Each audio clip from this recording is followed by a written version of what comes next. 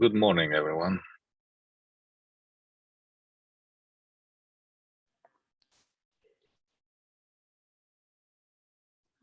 Morning.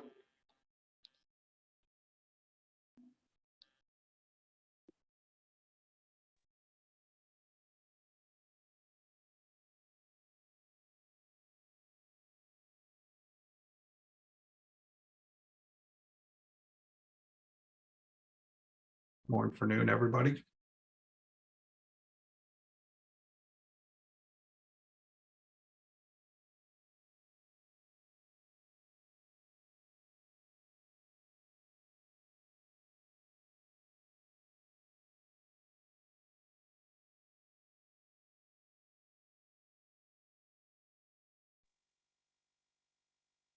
Like we got people who want to talk about the releases. Imagine that.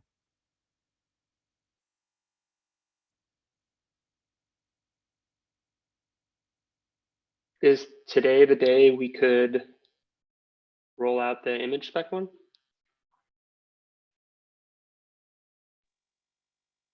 I've got concerns, but more around if we GA this. And so my comment here was going to be that I'm okay releasing an RC as long as folks understand that that is going out there because we don't have implementations that have implemented this. And so we need feedback from implementations to understand, is this something we want to consider GAing? It's not something that we've run through, tested with a lot of implementations and said, this is the gold standard we think is going to go forward.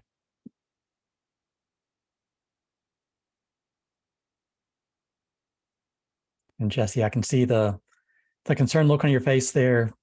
No, I'm No, just not kind of concerned? grokking it. Okay. How is that? I don't think that's any different than what we've been doing. That's fine. I mean, I think the hope is that we cut an RC that doesn't then change and rolls out to a release, right? There's been a lot of pushback lately from folks saying, hey, you had an RC and then you changed it. And it's kind of the feedback we've been giving is, well, implementation showed up and they did things we weren't expecting. And so we had to adapt from that. And so I want to make sure we're saying that we're cutting an RC here. We don't have, Reg Client just got it this past week. I don't have anybody to test against because nobody's implemented this yet. So, well, I'll test your stuff for sure. I will do that. And if you have an AWS account, I can maybe even have you test against it. But yeah, I think there's, we've talked about this in the past, and I think honestly, we've had so much changing of the guard and so many new interest people. And, we talked about this way back. It's, there's a bit of a chicken and egg thing for some of us where we can't release without a spec. And if we do, then, and then, I know our friends at Azure did release, and then they got caught with the fact that we made changes. So, either way, it's a little stuck. So, yeah, I understand that. I think fundamentally, if we cut an RC and then we test it and then we get toward a release, it's what we've been doing. And I guess since I have the mic and I won't shut up at least for 30 more seconds, I will say that, my opinion has always been standards aren't implementations. So we have to sanity check it. We have to make sure it's going to work. I think with this particular release, what we're looking for is to make sure nobody has objections to the conceptual, design implications of this spec, right? Of this minor release. Are we all happy with it? Do we think it hits the right notes? Are people in conflict still about some of the features or how they're implemented or how they're specified?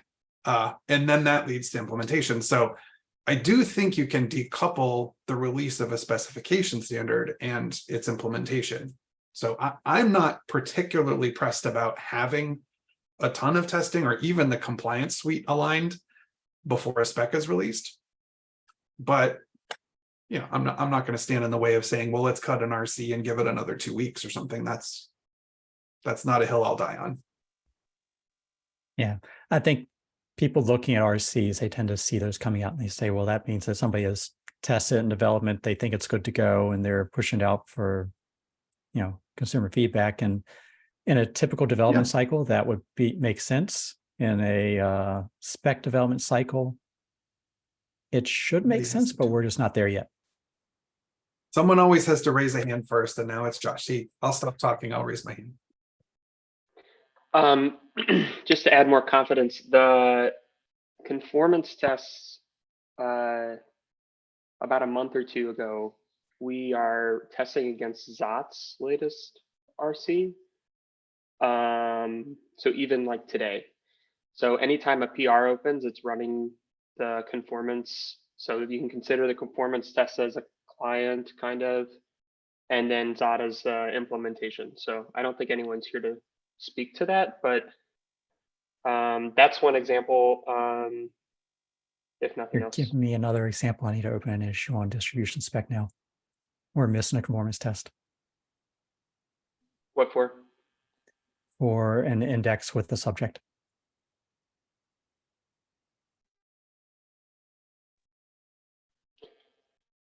Yeah, try it. I mean, just hit CI with it and see, or there's like some make commands to run it against that. But- I ran it by hand. It doesn't work yet. They know though. It's on their list.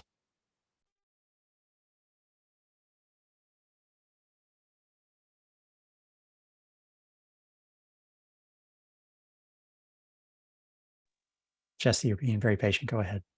Oh yeah, sorry, I forgot my hand was up. Yeah, no, just to close off on that thread, I think you nailed it, right? To the idea that someone will run an RC and know that it's been tested. That sounds like an implementation to me.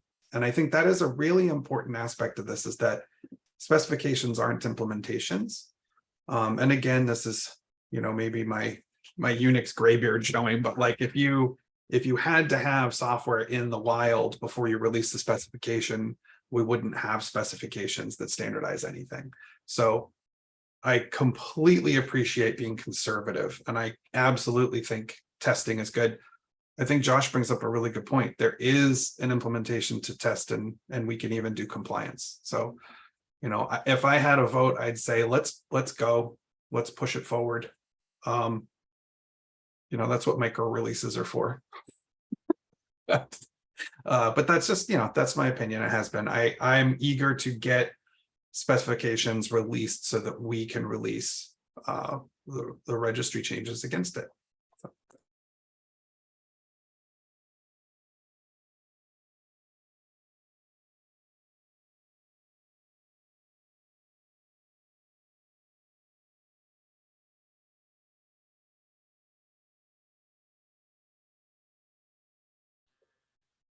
So if we do the inverse and we wait for registries to support it, isn't that like going down the path of like the issue that the Oris stuff had? Isn't that like not what we want? Like, don't we want to say, okay, here's like the law,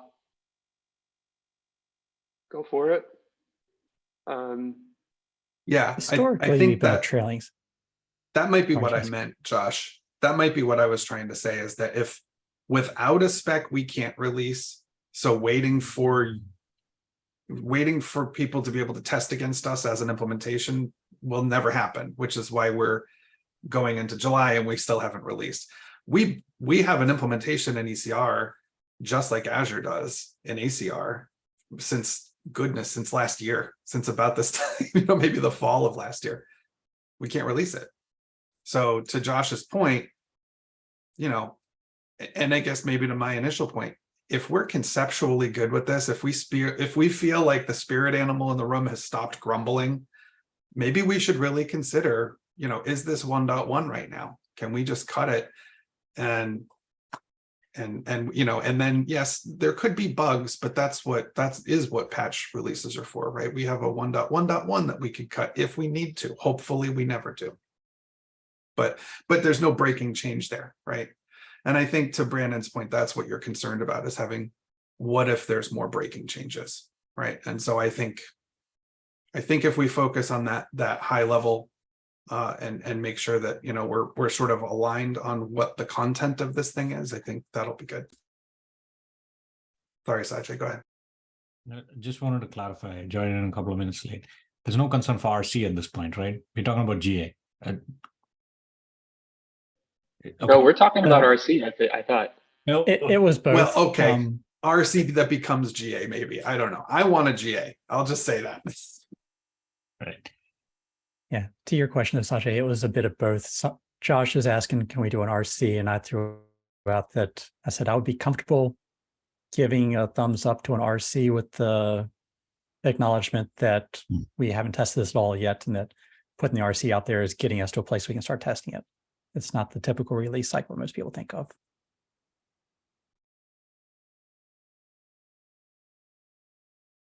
Fair enough. I'm What's just the, trying. what's the cadence, the expected cadence right now? Are we down to a month per RC, or are we still? We'll see. I think at this point in time, image spec has no concerns to cut an RC tomorrow. Distribution I haven't been following. Josh maybe can, and Brandon can maybe talk about that. Post that, I mean, from earlier conversations, like an RFC period for we cut a candidate for a GA and maybe give a time for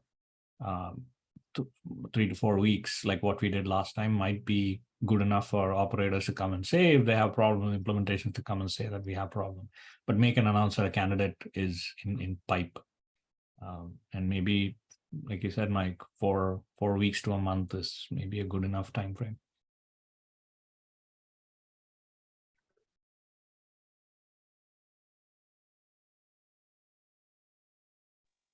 Yeah, what we call an RC, others might call like a draft and spec terms. Same difference though. Yeah, the vote looks pretty good on distribution. Nobody's had any rejection comments on the RC3 for distribution.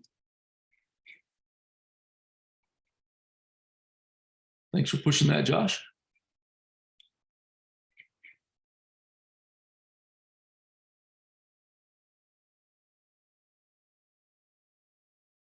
Sort of nodded, Josh. I think you need to vote to approve the PR you pushed. Oh, sure. Let me do that. I had a process question for image spec. John Bull approved on the PR, but didn't send out an email, but the process calls out you need an email response. Should we update the process to say PR approval or email?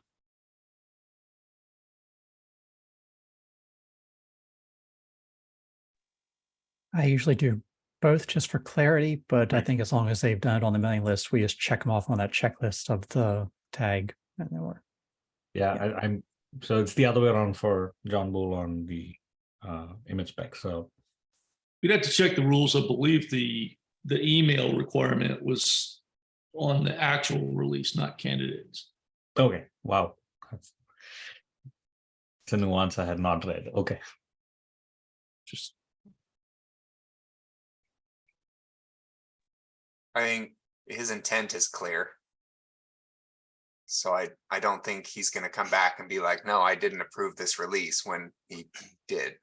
So I think we're fine. yes, okay, sounds good. I don't think we need to spend too much time on the nitty gritty here, except maybe reevaluating that release language yet again. Yeah, I'll do that. are we going through this full minor version with the RC dot syntax in the code itself? Are we in a point we can't change that mid-cycle? So in the version dev variable itself. talking about the dev extension, or There's a In dot the RC versus just like RC.1 versus RC1. That seems to be an issue that came up and we had to reset the vote. I mean, I reset it just to be clear, but there's no issue tracking this anywhere. There's a discussion, but it's not being captured. It's captured as a part of another issue. So I was hoping we could formalize this and agree that for future RCs, this is the process we would recommend, because there's no release like clarity on the versioning similar for RCs yet. we had updated the markdown file before, but I don't know if it clarified this specific variable versus the tag. All right. assumes, yeah, we do have releases marked down here.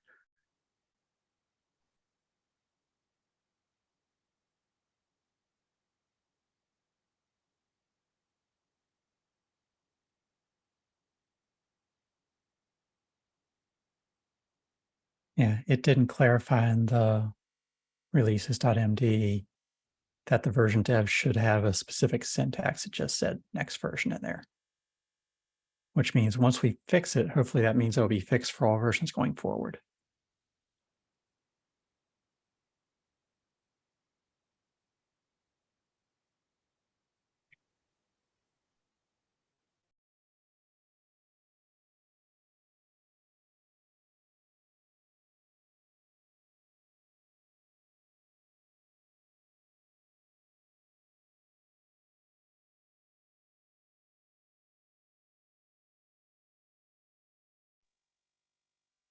All right, so otherwise, other than everybody staring at me saying, when is he going to hit the approve button? And I'll get to that probably today on image spec and likely tomorrow on distribution. Maybe I can get that out earlier. I'll give it a thumbs up. I just need to spend some more time doing my final pass through everything.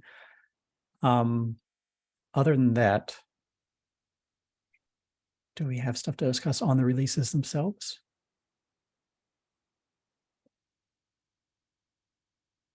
I did have the general comment there asking, do we have anybody that's got the latest version of distribution image spec implemented just for people to test against each other?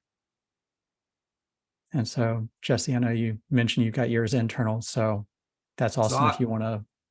I think Zot does too, right? Like, isn't it up to date pretty much all the time? Doesn't It's have one to make- version back. Yeah, it doesn't have. Oh, to it make- is. Okay. Got it.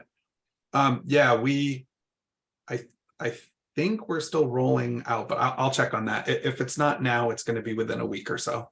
We'll have a fully up to date testable environment. And I haven't looked at distribution. I know they had something in progress and they said something on their PR a while back that said, hey, we're going to have to restart this one because of changes from image spec, and everybody started crying over on their GitHub repos. So sadly feel bad for that side. And then, like I say, I've got on Reg Client, I was trying to look for comparable commands and Oros, Cosine, Crane, other tools out there I could think of that would do some kind of like a deep copy of things. And I just couldn't find some of those commands to do like comparable. So what I was looking for was a copy that pulled in not just the manifest and all the child manifests and the blobs to do like a full copy of an image from one repository to another, but pulling in all of the refers to each of those manifests and then any content from those refers recursively going through. Yeah, I know that Oras has support for that, but not the index one, right? That's the one that they're still working on. Okay. It's kind of like a chicken and egg problem because without getting RC, they don't have a library that they can pin to. They'll have to pin to main. So that was the other, like, we can still try it out, and just burden of not having the library itself.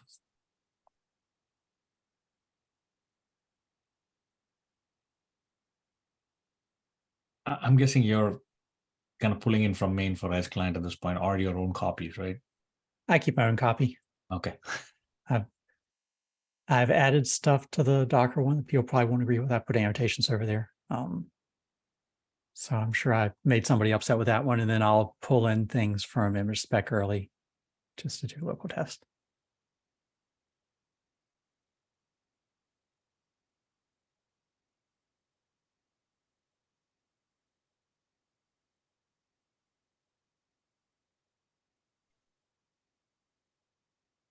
Cool. Well, that's all the items on the agenda. Does anybody have other stuff they want to chat about today?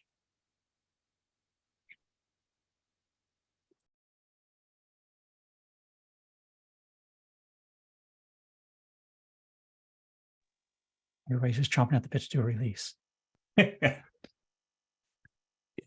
I think given the checks, do we have enough majority? Do you even need me for?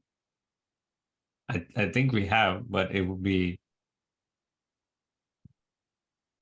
you know how it goes. It's at least shows consensus in some form. Yeah. The community, when they come back, they would.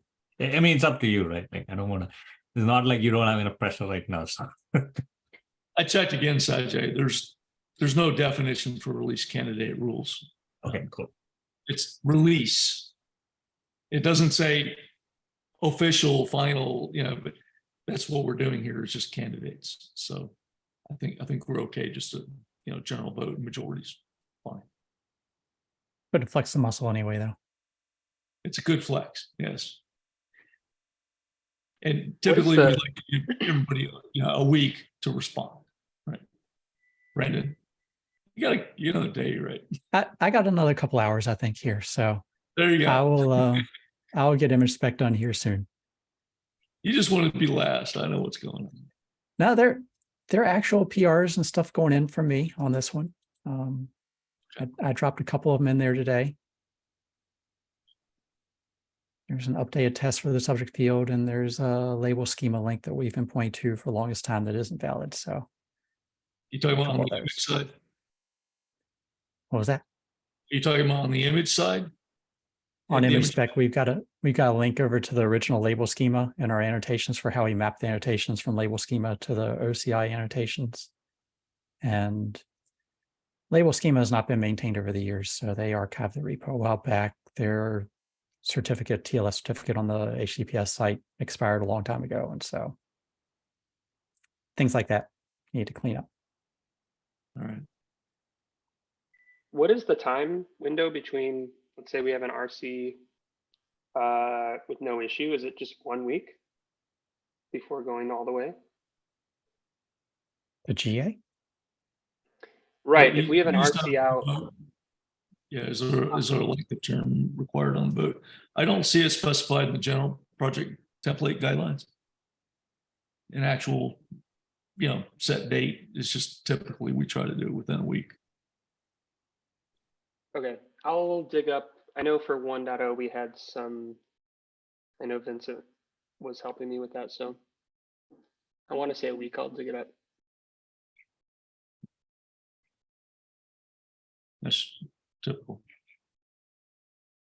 Each group may be different.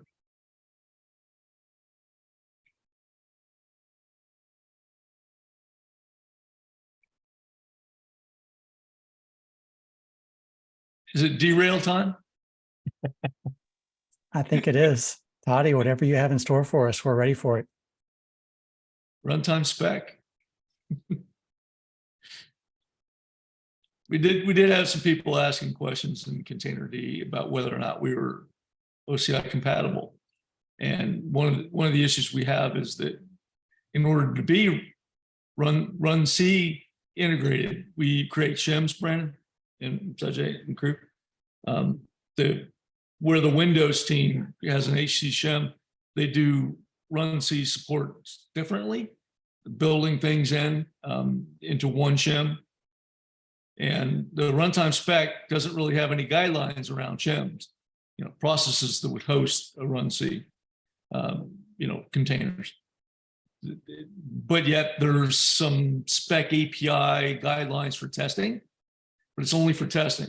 The runtime spec itself only has operations, no actual APIs in the runtime spec, right? But yet people working on building their own version of Run C, wanting it to work inside a Container D for certain activities or certain types of VMs on certain platforms, they're asking, what do we do, right? How do we make sure that our tool is is runtime spec compliant? I pointed to Run C, and but then they said, well, what about these other platforms? Because your shims don't build on these other platforms.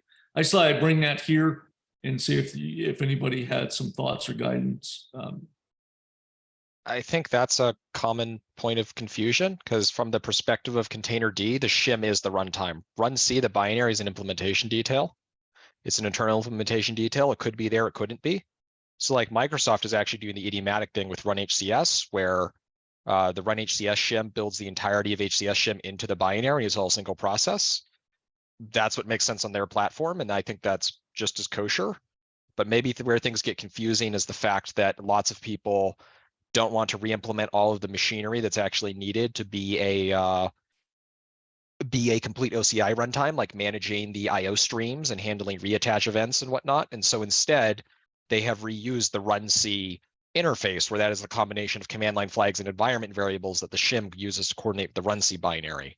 So I think maybe the confusion is that we have this proliferation of runtimes like UCI, crun, sysbox, that all are runC compatible, and they reuse the runC shim, even if I think crun has done the right thing lately, because they have a bit of code in tree to build their own shim that swaps runC for crun and then names the binary differently, which is probably the right thing to do.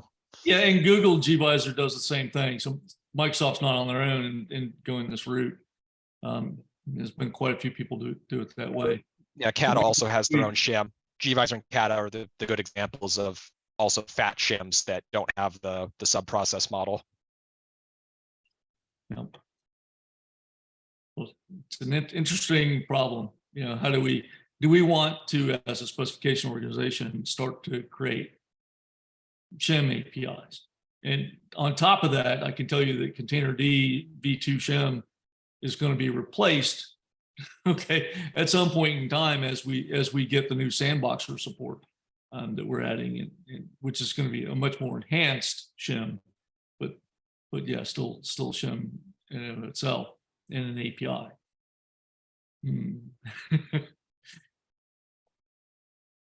I mean, I guess I would advocate, I mean, this is from the Moby side, but having had to do a decent amount of thinking about this lately, I mean, I would advocate to keep it an internal implementation detail. And if anything, the issue is It's more not just maybe internal. The Cryo team also shares the v2 shim API. Yeah, I mean, what I mean is like to keep the fact that you might have a sub-process or not in implementation detail, and keep the shim boundary as where the specification ends. And I think the issue is more that it probably some work should be looked at actually taking the runC shim and factoring it out into a generic library for generic Go library for creating your own OCI runtime is probably more what people want. And we see that happening with UCI actually, where UCI now has like a lib something. I don't remember what it's called. It might be like lib runtime or something. They have lib container. Oh, is it lib container? Yeah. Okay, well that's a great name. But the point being that like UCI is now turning into a generic container toolkit. is what runC.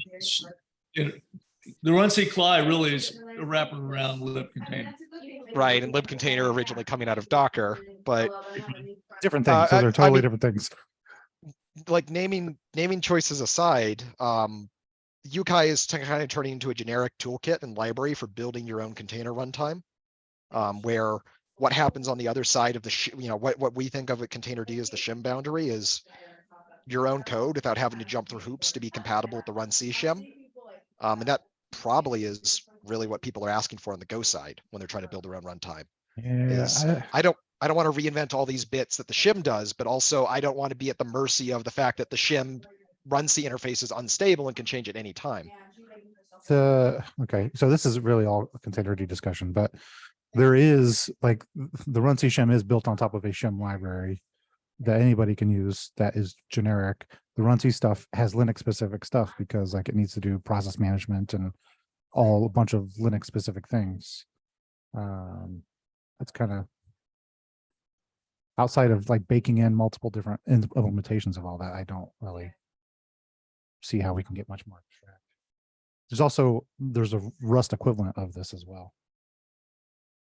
in the Rust extensions repo. Yeah, I was bringing up that we had somebody asking that question to us in Containerd, Brian, and exactly how, and they were pointing to the runC spec. Yeah. Tool. Yeah, I was the first one to answer on that. I you did saw the that. same thing you said pretty much. Okay. Yeah. It's not even the spec, it's a side repo. It's a tool. Yeah, it's the tool that was originally built to do testing of the runtime spec, right? A schema that was built by Vince a while back, and then we tried to build a development tool thing to test whether or not runC type, runtimes were compatible with the spec. Similar to what we do in the distribution test case, conformance test.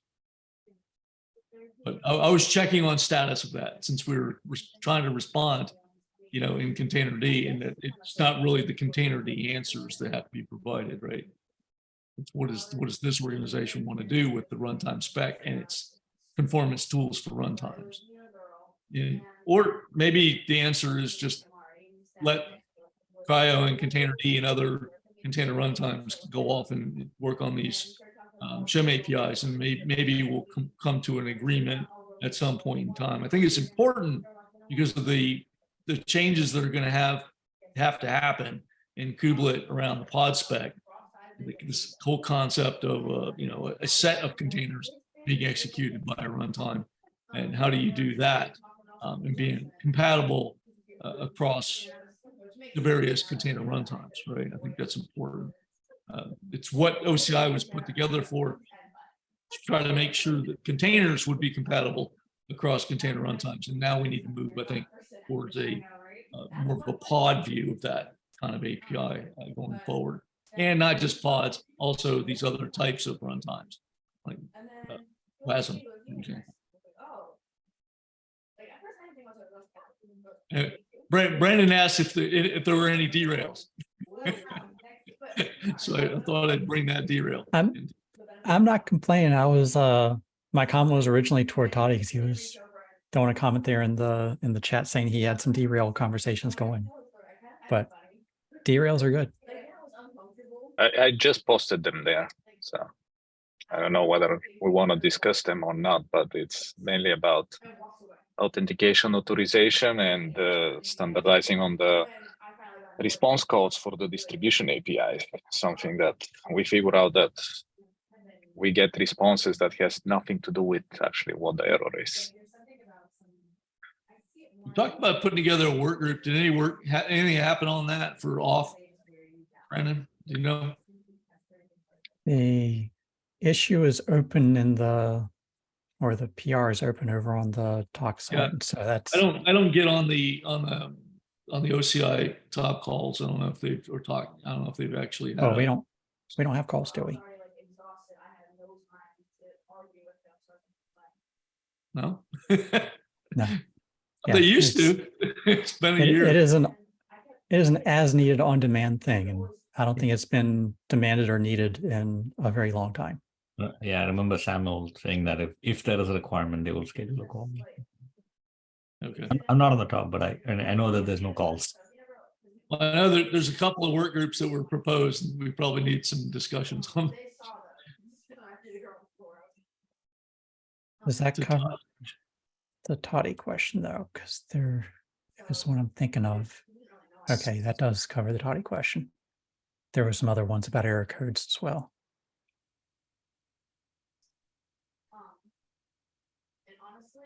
So what will be the next steps eventually to create the working group? Do we need to wait for the talk to make decision, or? I think it's just a PR with a draft Yeah. of what the working group looks like.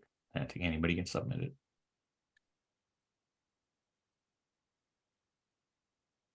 In fact, you're in there saying, I think that'll, yeah, you've linked the two already.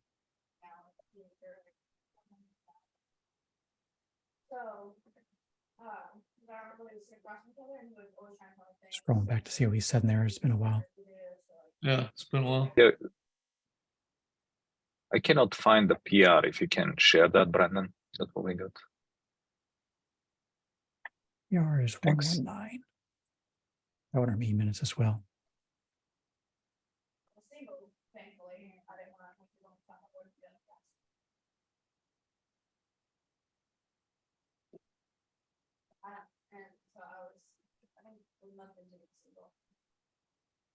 I mean, theoretically, it's letting me hit merge if I wanted to, but I'm not going to do that without like people actually approving stuff. Hitting merge on this thing with 0 approvers feels like a bad move for someone on the top.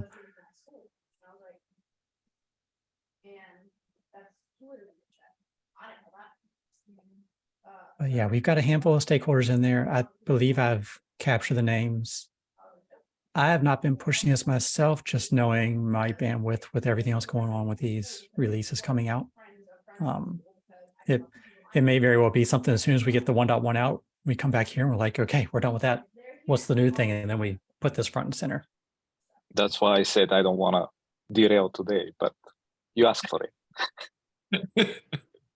We had time to chat. This is always good to make sure this is still on the pipeline. Keep it on. backburner, whatever. Keep it up, squeaky wheel, pop it up. In addition to this, the other thing I know that people have been asking for is where we had pulled out the artifact manifest a while back, the thoughts of whatever might replace that in the future. There is the artifacts working group that's being done over on the CNCF. What is that? The tag application or something like that. Tag runtime. Yeah, tag apps or is it tag runtime? I can't. I think it's apps. So they've got their working group that they're working on getting up and running. I think they're still in the whole governance stage or something in there right now, or coming up with their application for that. But I've pointed them over here a few times and they've said they're thinking about, do they need to define a manifest? I'm like, that sounds like something we need to work with OCI on and not do this over on the CNCF side so much. So there'll be hopefully some collaboration between them for some of those as well.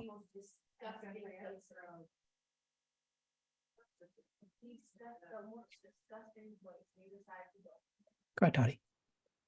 I'm Yeah, back. another derailing item. Actually, we are mostly interested in kind of the search and filtering from this working group there. A couple of things that we kind of discovered is really hard to filter information. So we need to download a lot of things on the client side, filter it there. That impacts performance. There are things that actually it's hard to query the server and tell the server, I just need this thing. Like, don't send me all the rest of the garbage. That was kind of our main interest there in that working group. So I don't know whether there is an appetite also to discuss this, or should we kind of be in the other working group? I know that I'm monitoring what's happening there. I cannot attend the meetings, and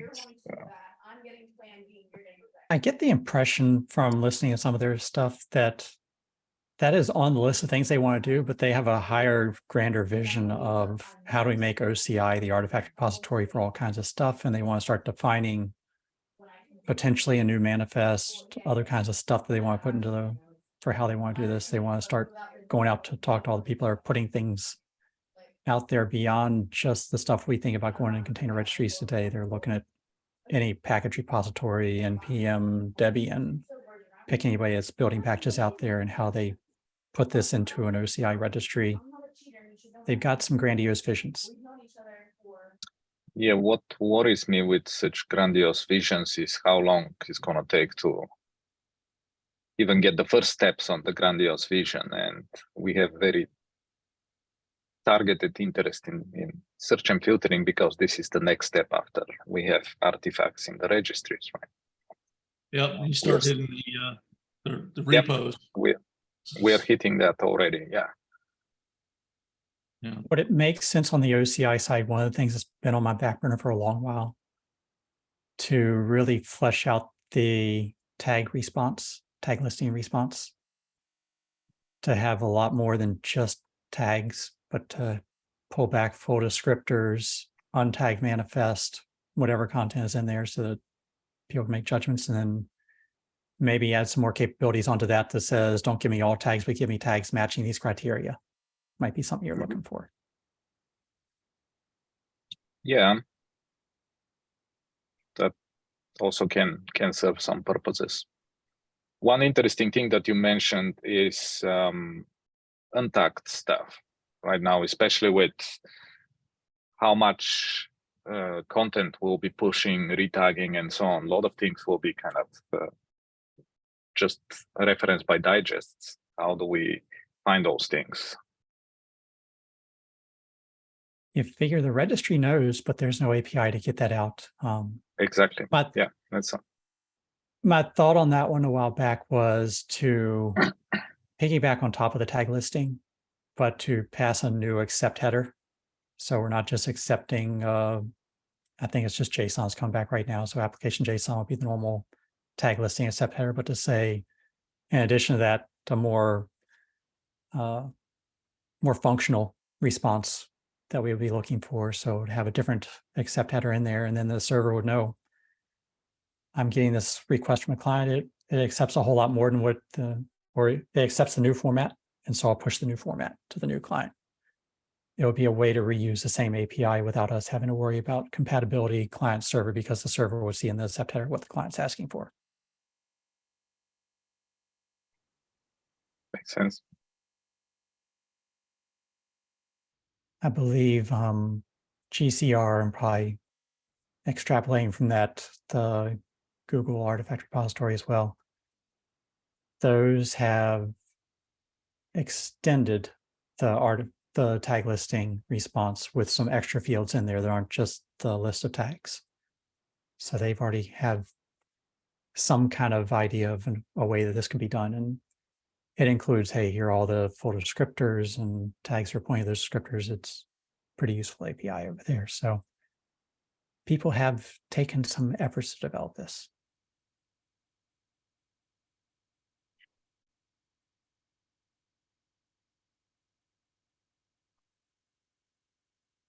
What you're saying is they are not standardized. Is that what I hear you saying? Or? If you have a client that is parsing the JSON, you will parse it just like normal. And if you only are looking for your one field, you pull out your one field. The JSON just has extra fields in there that you might not be looking for. And so you would just ignore, like you would ignore any other extra field in JSON. But that's still on the client side, right? Yeah, the client would get a response back that's got, here's your tag list, and also here's a bunch of manifest details in there. And if the client only knows how to parse the tag list, it's pulling that out. Mm-hmm. It works today. People use it today already. It's like how we add extra fields into our manifest today. You can add an extra field into JSON. You're just looking for the one bit you know how to parse. Mm-hmm. The reason I bring that up is that the tag listing is a much smaller subset of what they're looking for doing over an artifacts working group. It's scoped to just one repository. And so if you're looking for all the content inside of one repository that has this kind of artifact, I think that blends a lot nicer with some of our other distribution APIs that we have today when you think about auth and all kinds of other things that you can run a query against a repository, and registries just know how to work with that. The most frequent kind of use case that we get for anything that we are doing is like, give me the latest from this artifact type. Because as you remember, we discussed in the past that actually we do not override the tags, we just add them, we don't delete the old ones.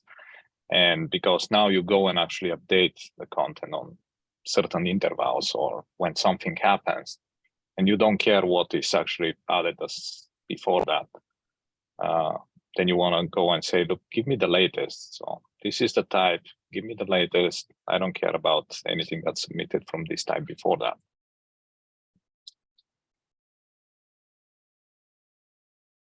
Adding more to-do list on When my we talked about doing a pub sub API, Todd, basically you would say, this is what I want. This is the namespace I need it for. And then you would, and you could say, this is the last time I cache this information.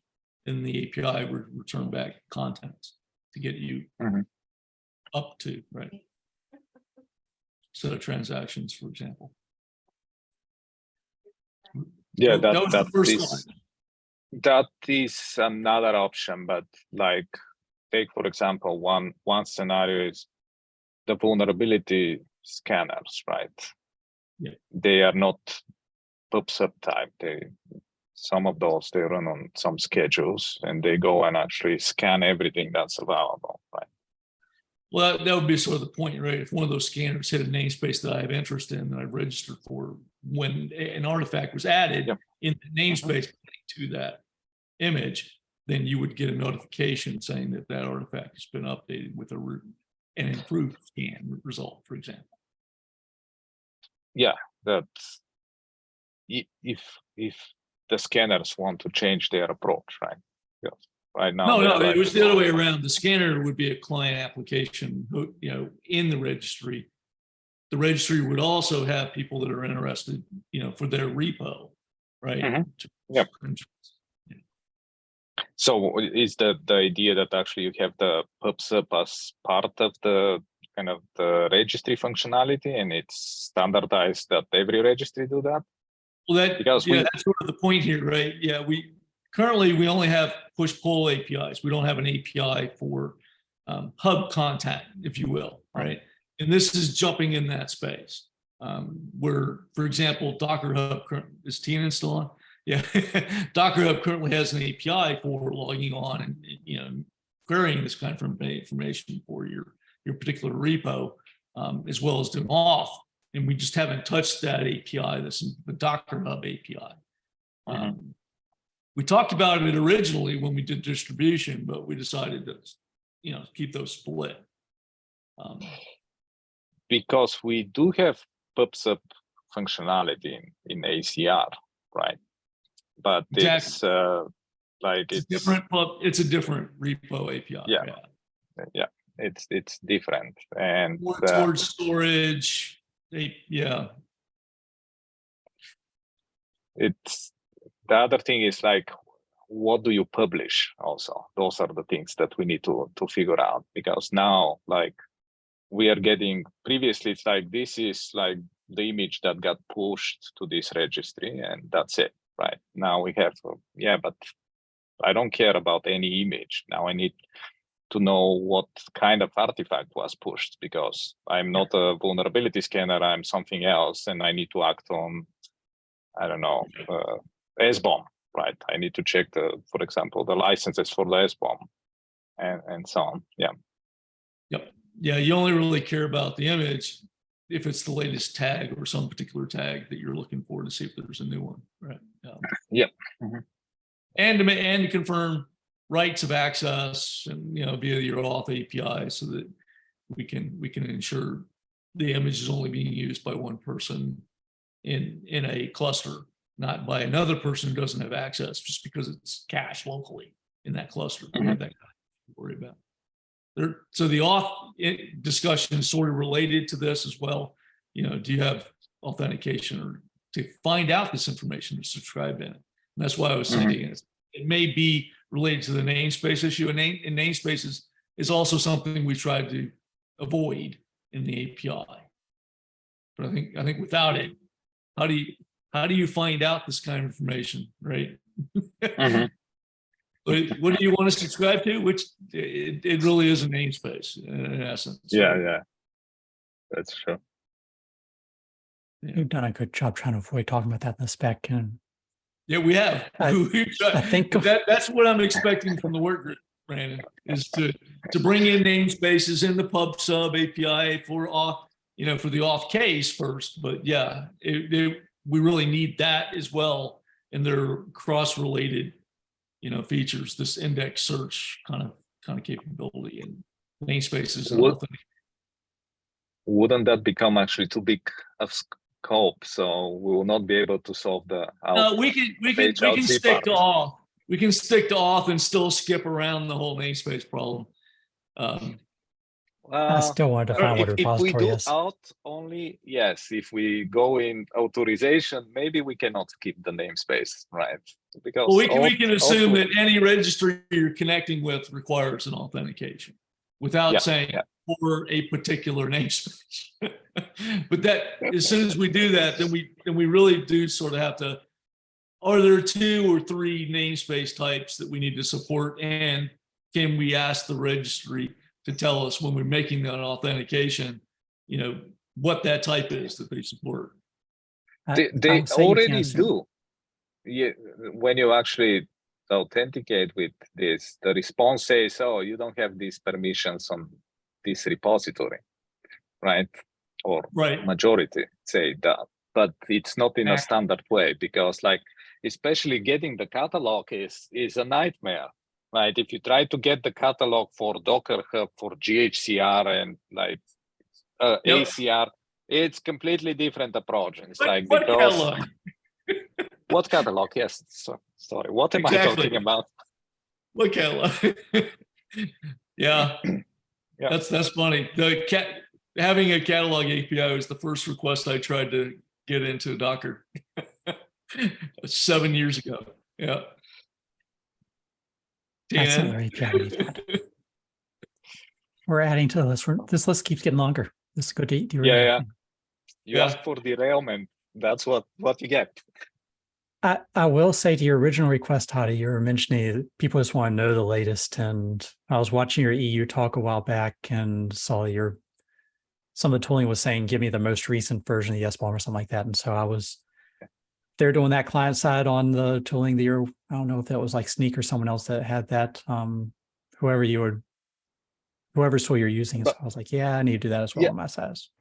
But client side. Trivi and Kiverno, I know, are doing that. Yeah. Yeah. So client side filtering for there. I've also been looking at client side cleanup. And so if you're going to push this stuff every day, it would be nice from the client side saying, hey, we're pushing every day. Let's also go back and clean up once a week, once a month, get rid of old stuff. If you've got I 12 think it SBOMs, works. you only need Yeah, one. it works for demo. I don't know how that will perform in actually AKS cluster that needs to spin up like, I don't know, 10,000 pods with some validation.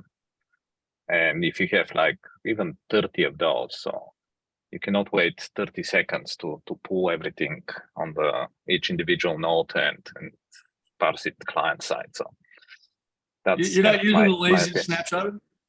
You got to use the lazy snapshot. Well, the refers Yeah, response it should just be the difference on the refers response between getting a list that has 20 refers or one refer, but that's JSON. It's like 20 layers or one layer. You're not pulling, layers, you'll pull all the layers, but in an index, you only pull the one that you want to get out there. And so you should have the data you need to know which one you want to pull from those annotations. So it shouldn't be overhead in terms of a whole lot of net requests going back and forth. It's a little bit of CPU on the client side to sort through a JSON list, which that feels like premature optimization to me if you're worried about that. The thing is, it's not deterministic, right? I understand that, but the more content you push, actually, the longer it will take. So if you have little content, then it will go. But we are starting to hit like some timeouts, like if you push like 500 referrals for whatever reason. So we're trying to see what the change is in like, yeah, if I have 10 referrals, I'll get it within like second or two. If I have 500, then I'll go into 7, 8, 10 seconds, and then you get all the timeouts there. Right. It's not deterministic, and it's not, you cannot go and put an SLA to say that will execute in this amount of time. And we don't know how much people will put. Now we are telling them, go put everything in the registry, right? Referral types, you can go and, right? And they'll start dumping all kind of stuff there, right? Yeah. The thing I've run into on cleanup scripts has been, everybody has a different one. So how do you define some kind of simple tooling to make cleanups easy? And B, maybe half the registries allow you to actually delete. Most of them don't let you get access to that delete API. Docker Hub being a big example out there that I've hit on them a bunch politely in the issues out there, and they've turned me down so far every time. But they've got the Docker specific delete API, but they don't implement the OCI delete API. And so it's one of those that I've seen a lot of registries, they just don't give you that access. Maybe we need a working group for specifying the delete API. We do, it's part of the spec, but it's just not allowed from access rules and whatnot. Or registries won't implement the full spec. It's optional. It's optional. Delete is optional. Yeah. But creating a lot when I of work really actually easy. for SAP, that was their rule actually. They said first version never gets deleted. So everything is stored in ABAP. Buy more resources. I figure cloud vendors would like the world where no one can delete anything because that's just more money. You just start billing them for more all the storage they keep using. Yeah. I have a Gave away the secret, anecdotal. sorry. We're I've been- gonna charge per file, not per byte. Nudge. I think we are recognizing that actually we should have some delete functionalities because there are other problems with that. Everybody is scared to delete images from the registries. Like I was talking with some of the teams around, and they say, "Oh, we don't know who is using it outside. So if we delete it, some customer will yell at us." Well, this is not supported for years, right? Why are they still using it? They're still pulling the image. I can't get rid of it. Yeah, But and the if you blob, go the and- blob is still yeah. in play.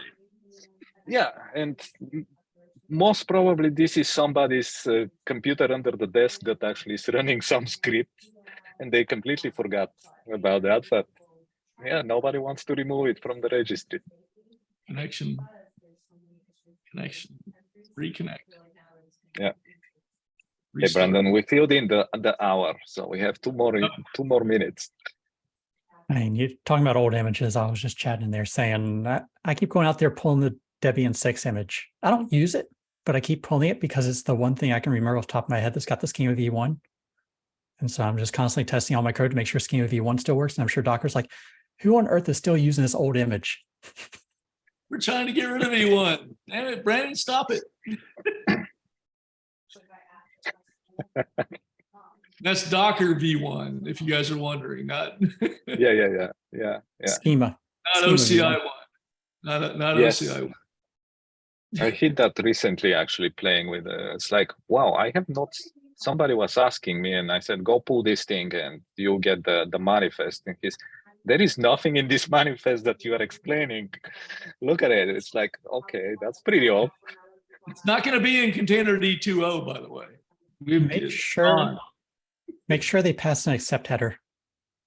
Because if you don't pass an accept header when you try to pull the manifest, it comes back and it's just like, well, the client didn't say what it wanted, so it gets V1. I just gave him curl command without any except. So my mistake.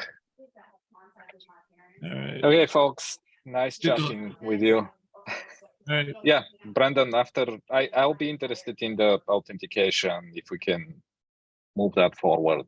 That's kind of maybe the next thing. Yeah, me too. And yeah. Okay. Have a nice day, Sounds like a everyone. consensus there. Todd, I think there's still room to volunteer. If you're I looking am for- there. You already volunteered? Okay. I already volunteered, so see ya. Have a nice day. Take care. All right, guys. Uh-huh. Cheers.